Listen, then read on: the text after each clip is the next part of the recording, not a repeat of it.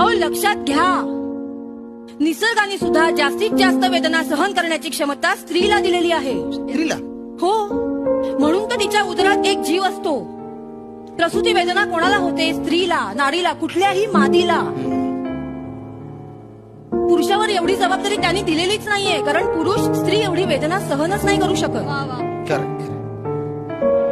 मग त्यांनी हा फरक केलाय, तुम्ही कोण मोठ्या टिंग्या मारणार आहे? स्त्री ही सगळ्यात सहनशील असते. पण तुम्ही त्या सहनशक्तीचा अंत बघता. खरंय खरंय. मुळात आहे ना, आपण स्त्री पुरुष म्हणून एकमेकांकडे न बघता माणूस म्हणून बघितलं ना, तर स्त्री पुरुष हा भेदच नसतो.